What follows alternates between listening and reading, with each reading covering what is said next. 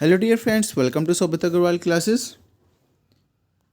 हम LT grade की series को आगे भी बढ़ा रहे हैं और उसमें जो नेक्स्ट वर्क है वो है रेप ऑफ द लॉक। और ये कैंटो फर्स्ट आपके सिलेबस में है और ये सभी सिलेबस में लगभग जहाँ पर लिटरेचर की बात करें, साहित्य की बात करें तो रेप ऑफ द लॉक का एक अलग ही स्थान है। तो उसे स्टार्ट करेंगे। तो पहले इसका थोड़ा बेसिक सी जो इसकी समरी है उसे देख लेते हैं। थोड़ी सी इसकी पृष्ठभूमि के बारे में पता चल जाता है उससे। देखिए, सबसे पहले जो पब्लिश की गई थी अलेक्जेंडर पोप का बहुत ही अच्छा मौकेपिक पोएम है, 1712 में पब्लिश की गई थी। और इसका जो रिवाइज वर्जन था, ठीक है, रिवाइज वर्जन जो था इसका 1714 में इसे पब्लिश हुआ था।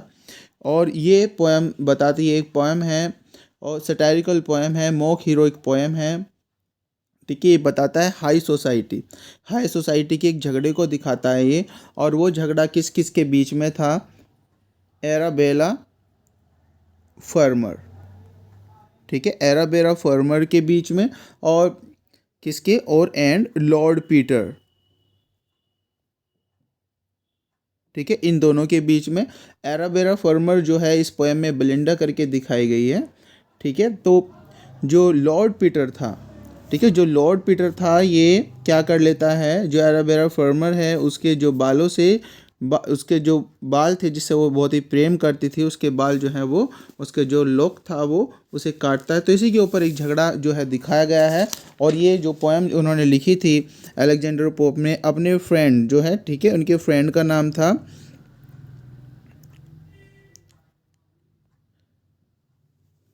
CAR, कराइल जो थे, इनके एक फ्रेंड थे, कैरेक्टर है ये। और ये इन्हें सजेस्ट करते हैं कि आप इसके ऊपर एक पोएम लिखें, एक हीरोइक पोएम लिखें। तो बहुत ही प्यारी सी ये पोएम है। बेलिंडा ए की बहुत ही सुंदर एक किरदार जो है इसमें दिखाया गया है। ठीक है, तो आप देख लेते हैं। यहाँ पर हम स्टार्ट करेंगे, सबसे पहले स्टार्ट कर देंगे पोएम। पहली लाइन है आपके सामने, what dire offence from amorous cause spring, what mighty contest rise from trivial things। देखिए, यहाँ पर एक थोड़ी सी समरी बता देता हूँ कि जो बैरन थे, ठीक है, बैरन, लॉर्ड बैरन, जो कि लॉर्ड पीटर अभी हमने नाम सुना है, यहाँ पर बैरन करके दिखाया है, वो बेलिंडा से बहुत ही ज़्यादा प्यार करते थे। ठीक है, लेकिन जो उसके प्यार को जो है वो ठुकरा देती है, शायद इसी से नाराज होकर उसके जो है वो बाल भी उसने काटे थे। तो यहाँ पर दिखाया गया इस पोएम में जो स्टार्ट है, व्हाट डायर ऑफेंस, ऑफेंस का मतलब है यहाँ पर झगड़ा, फ्रॉम अमर्स का मतलब है यहाँ पर प्यार, ठीक है, कॉज स्प्रिंग मतलब एक प्यार के कारण कितना भयानक झगड़ा भी हो सकता है। लाइन्स का अर्थ यह है, what mighty contest rise from trivial thing, trivial होता है तुच्छ, ठीक है, छोटी बात के ऊपर एक बड़ा सा कॉन्टेस्ट जो है वो क्रिएट हो सकता है, बड़ा झगड़ा क्रिएट हो सकता है। ठीक है, तो आई सिंग दिस वर्स टू कारल, ठीक है, मैं ये जो ये गाना, जो ये वर्स जो है, ये पोएम मैं लिखता हूँ, किसके लिए लिखता हूँ? कारल के लिए लिखता हूँ। कारल जो कि उनके मित्र थे। और यहाँ पर म्यूज़ क्या है, यहाँ पर म्यूज़ है, ये इन्वोक करते हैं गॉडेस ऑफ पोएट्री को भी, कविता की देवी को भी ये यहाँ पर इन्वोक करते हैं। कहते हैं मैं जो ये सॉन्ग जो है, ये कविता जो गा रहा हूँ कारल के लिए गा रहा हूँ, और साथ ही मैं म्यूज़ के लिए, जो गॉडेस ऑफ पोएट्री है, मैं उसे भी इन्वोक करता हूँ, उनके लिए भी ये मैं गा रहा हूँ। And this even Belinda may vouchsafe to view, vouchsafe का वैसे मतलब होता है सर्टेन, निश्चित, और निश्चित रूप से जो बेलिंडा है वो भी इस कविता को देखेगी।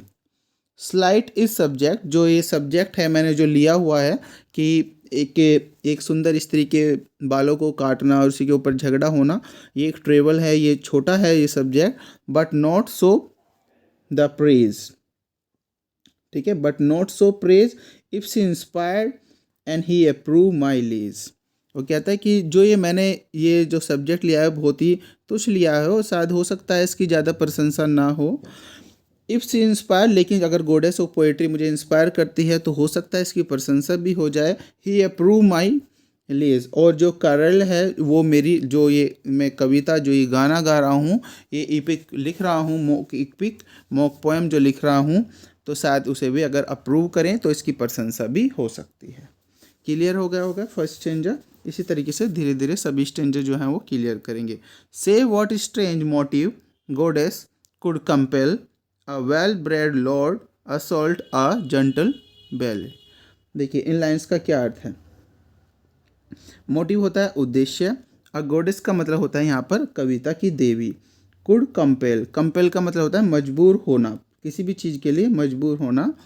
से व्हाट स्ट्रेंज मोटिव गॉडेस, अब गॉडेस कविता की देवी से पूछ रहा है, कविता की देवी मुझे बताओ कि ऐसा क्या स्ट्रेंज एक अजीब सा मोटिव हो सकता है जिसने मजबूर कर दिया अ वेल ब्रेड लॉर्ड को, लॉर्ड का यहाँ पर बैरन है जिसने कि बाल काटे थे, असोल्ट अ जेंटल बेले, एक बेली का मतलब यहाँ पर बेलिंडा है, ठीक है, जो हीरोइन है इस पोएम की बेलिंडा के बालों को काटने का ऐसा छोटा ऐसा तुच्छ और यहाँ पर मजबूर होना पड़ा लॉर्ड बैरन को, ऐसा क्या कारण रहा होगा, कविता की देवी मुझे बताओ। ओ से what stranger cause yet unexplored, ऐसा कौन सा अजीब सा कारण हो सकता है यट अनएक्सप्लोर्ड जो अभी तक नहीं खोजा गया। अनएक्सप्लोर्ड का मतलब एक्सप्लोर्ड होता है खोजा, और अनएक्सप्लोर्ड का मतलब जो नहीं खोजा गया। कुड मेक अ जेंटल बेले रिजेक्ट अ लॉर्ड, और ऐसा क्या कारण हो सकता है कि इतना जो सुंदर जो एक अच्छा बताया गया है लॉर्ड बैरन को कि उन्होंने जो बेलिंडा है उसे रिजेक्ट करना पड़ा। आज तक इस चीज़ का भी नहीं पता चला, नहीं तो ये पता चला कि एक बैरन ने क्यों इतनी सुंदर स्त्री के बाल काटे, और न ही ये भी पता चला कि क्यों उसने उसे रिजेक्ट किया था, क्योंकि वो रिजेक्ट कर दिया था इसी से वो नाराज़ थी। In task so bold can little men engage and in soft bosom dwell such mighty rage. देखिए कैन लिटिल मैन इंगेज का मतलब है कि ये काम जो है बहुत ही ज़्यादा तुच्छ है, ठीक है, ये काम जो है बहुत ही ज़्यादा तुच्छ है, तुच्छ लोगों का कार्य है, ठीक है। ये भी काफ़ी अजीब सी बात थी कि ऐसा कार्य किया गया कि जो बहुत ही तुच्छ लोगों के द्वारा इस तरह के कार्य किया जाता है। और ये भी चीज़ अजीब ही है कि in soft bosom dwell mighty rage, कि जो लॉर्ड बायरन है वे सॉफ्ट हार्टेड के लिए जाने जाते थे, और उनके अंदर इतना गुस्सा आ गया, रेज होता है गुस्सा आना, और इतने गुस्सा आने पर उन्होंने उसके बाल काटे। सोल का मतलब यहाँ पर नेक्स्ट लाइन में है सूर्य। Sol through white curtain shot a timorous का मतलब होता है धीमे धीमे, ठीक है, धीमे धीमे धीमे धीमे। जो रे का मतलब होता है किरणें, ठीक है, इसका मतलब क्या है, किरणें हैं। अब यहाँ पर देख लेते हैं जो सूर्य है, अब बेलिंडा के एक कमरे के यहाँ पर बारे में बात की गई है, ठीक है। इन पैराग्राफ में क्या बताया गया, जो बेलिंडा है उसके रूम के बारे में यहाँ पर बताया गया है। जो सूर्य है जो वहाँ पर कर्टेन है उसके कमरे में, टिवोरिस होता है धीरे धीरे वहाँ पर किरणें जो सूर्य है वो डाल रहा है। और यहाँ पर open those eyes that might eclipse the day, और अब जो वो किरणें जब सूर्य की पड़ रही हैं वो अपनी आंखें खोलती है बेलिंडा, और वो आंखें इस तरीके की थी कि वो सूर्य को भी, ठीक है, वो शर्मा दे, मतलब कि अगर वो आंख बंद कर ले तो ऐसा लगता है जैसे सूर्य ग्रहण आ गया हो, ठीक है, इतना सुंदर उसकी आंखें यहाँ पर बताई गई हैं। Now lap dogs gives themselves the rousing shake, और जो लैप डॉग्स हैं जो उसने कुत्ते जो पाले हुए थे वो उसे जगाने के लिए कोशिश कर रहे हैं, उसे हिला सी रहे हैं।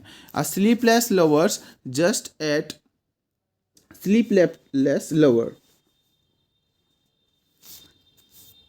just at 12 awake thrice rung the bell and the sleeper knocked the ground। अब क्या करती है वो जो बेलिंडा है वो एक तरीके से ऐसा दिखा रहा है जैसे स्लीपलेस लवर हो, ठीक है, जिसे नींद ना आ रही हो, ऐसे लवर के रूप में बेलिंडा को दिखाया गया है। और यहाँ पर जस्ट एट 12, अब 12 बज रहे हैं, अवेक जागने का समय है, अब वो जागती भी है। थ्राइस रंग द बेल, और 3 बार क्या होता है अलार्म बजता है। And slipper knocked the ground, अब वो क्या करती है चप्पल से, अपनी चप्पल से नॉक द ग्राउंड, अपनी चप्पल से धरती को नॉक करती है। तो अब क्या होता है कि वो स्लीपलेस लवर के रूप में यहाँ पर बताया है पोएट ने, और साथ ही बताया कि जब 12 बजे वो जागी और वहाँ पर 3 बार अलार्म बजा था, उसे बंद किया उसने, ठीक है, और स्लीपर के साथ उसने नॉक किया धरती को। And press the watch return a silver sound, अब क्या किया, अब वो जागी तो प्रेस द वॉच, उसने फिर से वो घड़ी जो है वो दबाई, रिटर्न अ सिल्वर राउंड, इनका मतलब है कि वो दोबारा से फिर सो गई। फिर दोबारा से जैसे अलार्म होता है ना बार बार बजाते हैं, फिर अलार्म बार बार बजता है फिर हम उसे बार बार बंद करते हैं, तैसे ही उसने किया। वो जागी थी लेकिन फिर उसने प्रेस कर दिया अलार्म और फिर वो सिल्वर राउंड का मतलब यहाँ पर फिर से नींद में वो चली गई। बेलिंडा स्टिल हर डाउनी पिलो प्रेस। डाउनी का मतलब है यहाँ पर सॉफ्ट, ठीक है। जो बेलिंडा जो है अपने सॉफ्ट पिलो पर फिर से उस प्रेशर बन रहा था जब वो सो रही थी, तो उसने फिर से वो दबाए, मतलब फिर वो सो गई। हर गार्जियन शिल्प। अब यहाँ पर शिल्प के बारे में भी बताया गया है। देखिए ऐसा कहा जाता है कि ऐसा अलेक्जेंडर पोप ने इसमें दिखाया कि बेलिंडा की जो रक्षा करती थी, उसका प्रोटेक्ट करती थी, वो शिल्प करती थी, ठीक है। वो परियां करती थी, छोटी छोटी परियां जो उसके चारों ओर मंडराती रहती थी, उसकी रक्षा करती थी, उसे गार्ड करती थी, ठीक है। हर गार्जियन शिल्प प्रोलॉन्ग द बामी रेस्ट। अब जो उसकी गार्जियन शिल्प थी, गार्जियन जो उसका ध्यान रखती थी, ठीक है, जो उसका जो ध्यान रखती थी, उसने क्या किया, उसने नींद को अब उसकी लंबा कर दिया।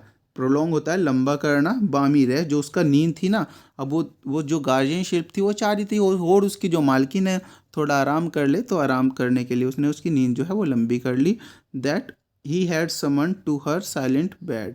अब फिर से वो क्या हुआ, वो नींद बढ़ाने की उसकी कोशिश करती है। He had summon to her silent bed. और जो उसकी शिल्प थी वो क्या करती है, वो उसकी नींद बढ़ाने की यहाँ पर कोशिश करती है। लाइन्स करता है summon to her silent bed. उसका जो बेड है उसे शांति इस तरीके से उसके चारों तरफ क्रिएट कर देता है वो शिल्प कि उसे नींद आ जाए अच्छे से। The morning dream that hovered over her head. और सुबह में जो सपन आते हैं वो उसके चारों तरफ चल रहे हैं, वो ठीक है, उसके चारों ओर, सिर के चारों ओर चल रहे हैं, मतलब बेलिंडा जो है वो दिन में वो मॉर्निंग ड्रीम जो है वो देख रही है। A youth more glittering than birth night view. अब अपने सपने में वो क्या देखती है, ठीक है। अब यहाँ पर बता रहे हैं उसके सपने में क्या चल रहा है। उसके सपने में एक जवान लड़का आता है, ठीक है, ग्लिटरिंग चमकदार, ब्राइट नाइट व्यू। व्यू होता है एक जो बहुत ही एक राजकुमार जैसा, ठीक है, जिसने राजकुमार जैसे कपड़े पहने हो, चमकदार कपड़े पहने हो, उसके सपने में आता है। That even the slumber cause her cheek to glow. और स्लम्बर का मतलब होता है झपकी, ठीक है। जब उसकी झपकी आ रही थी तो उस झपकी में जो वो राजकुमार के बारे में सोच रही थी, तो क्या हुआ, उसका जो चिक था, जो उसके गाल थे, वो चमक उठे। Seems to her ear his winning lips to lay thus in whisper said seems to say. अब इन लाइन्स में क्या है, अब एरियल जो उसका जो गार्जियन शिल्प था उसका नाम था एरियल, ठीक है, याद रखना इस नाम को भी, एग्जाम में आ जाते हैं एमसीक्यूज में। जो उसका गार्जियन शिल्प का जो नाम था, जो उसे गहरी नींद में दिला रहा था और जो उसे सुला रहा था, तो उसका नाम था एरियल। अब एरियल ने क्या सोचा, अब एरियल ने seems to her ear his winning lips to lay thus in whisper said seems to say. अब एरियल जो है ना उसके सपने में जाने की सोच रहा है। यहाँ पर इन लाइन्स में मतलब है एरियल उसके सपने में जाने की सोच रहा है, और विस्पर का मतलब था फुसफुसाना, और उसके कानों में कुछ फुसफुसाएगा, और सीम्स टू से और उसे कुछ कहेगा, ठीक है। उसके सपने में जाकर कुछ कहेगा और उसे सचेत करेगा कि ये जितने भी तुम नवयुवकों को सपने में देख रहे हो, ये वास्तव में धोखेबाज हैं, तुमसे धोखा कर सकते हैं, ठीक है। आई होप अब ये पार्ट फर्स्ट था, यहाँ तक हमने कंप्लीट किया। धीरे धीरे करके हम रेप ऑफ द लॉक को कंप्लीट कर देंगे। आई होप आपने यहाँ तक एंजॉय किया होगा सेशन को। अपने फ्रेंड्स के साथ वीडियो को ज़्यादा से ज़्यादा शेयर करें, और इसका सेकंड पार्ट जल्दी से लेकर आऊँगा, और इसी के साथ साथ धीरे धीरे करके इसे 4 से 5 पार्टों में हम इसे कंप्लीट कर देंगे। तो जो भी नए व्यूअर्स हैं चैनल को सब्सक्राइब जरूर कर दें, बेल आइकन जरूर प्रेस कर दें, और वीडियो का नोटिफिकेशन ताकि आपको मिलता रहे। और डिस्क्रिप्शन में आपको टेलीग्राम चैनल का भी लिंक मिलेगा, वो भी ले लेना। और मैंने देखे टीजीटी पीजीटी को 3 बार क्वालिफाई किया है अच्छे रैंक से, वर्तमान में गवर्नमेंट लेक्चरर के रूप में कार्य कर रहा हूँ। अपने सारे अनुभव चैनल के माध्यम से शेयर करता हूँ। अगर उन सभी बेनिफिट को अवेल करना चाहते हैं तो चैनल को सब्सक्राइब जरूर कर दें, बेल आइकन जरूर प्रेस करें। नोट्स चाहिए तो नोट्स भी अवेलेबल हैं। चलिए ठीक है, बाय।